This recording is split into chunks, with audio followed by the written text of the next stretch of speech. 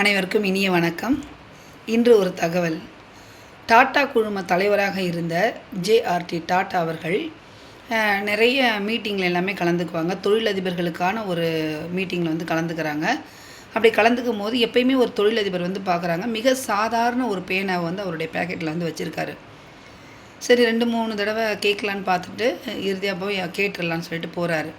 அவர்கிட்ட போய் கேட்குறாரு, இங்கே கலந்துருக்கவங்க எல்லாமே மிகப்பெரிய தொழிலதிபர்கள், நீங்களும் உங்களை பற்றி எனக்கு வந்து தெரியும்.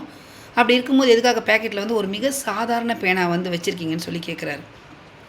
அவருக்கு வந்து ஜே.ஆர்.டி. டாட்டா வந்து கிட்ட வந்து பேசுறது ரொம்ப பெரிய மகிழ்ச்சியாக இருந்துச்சு அவருக்கு. அப்போ உடனே அவர் சொன்னார், இல்லைங்க நான் அடிக்கடி பேனா வந்து தொலைச்சிடுறேன், அதனால தான் வந்து சாதாரண பேனா வந்து வச்சுருக்கேன் அப்படின்னு சொல்லி சொன்ன உடனே அவர் சொன்னார், அப்போ தொலைக்கக்கூடிய அந்த ஒரு பொருளை வந்து மதிப்பு மிக்க ஒரு பொருளாக வந்து நீங்கள் வாங்கி வச்சு பாருங்கள், கண்டிப்பாக நீங்கள் தொலைக்க மாட்டீங்க அப்படின்னு சொல்லிட்டு டாட்டா வந்து போயிட்டாராம்.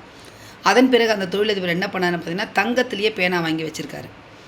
அதன் பிறகு ஒரு 6 மாதம் கழித்து திரும்பவும் வந்து சந்திக்கக்கூடிய ஒரு சந்தர்ப்பம் வந்து 2 பேருக்குமே கிடைக்கும் போது திரும்ப வந்து டாட்டா வந்து கேட்குறாராம், இப்போ எப்படி உங்கள் பேனா மாற்றிட்டீங்களா அப்படின்னு சொல்லி கேட்ட உடனே அவர் வந்து சொன்னார், ஆமாம் நான் வந்து தங்கத்தில் வந்து பேனா வாங்கி வச்சுருக்கேன் பேக்கெட்டில். அதனால் என்ன ஆகுதுன்னு பார்த்தீங்கன்னா, அதன் மீது வந்து எனக்கு வந்து கவனம் இருந்துகிட்டே இருக்குது, அதனால் எனக்கு தொலைக்கிறதுக்கான வாய்ப்பே இல்லை அப்படின்னு சொல்லும்போது டாட்டா சொன்னாராம், தொலைக்கிறது வந்து உங்களுடைய பழக்கமே கிடையாது, ஆனால் நம்ம வைக்கக்கூடிய பொருளோட மதிப்பு என்ன நம்ம தெரிஞ்சிச்சுன்னு நினச்சிக்கோங்களேன், அந்த பொருளை வந்து நம்ம வந்து தொலைக்க மாட்டோம்.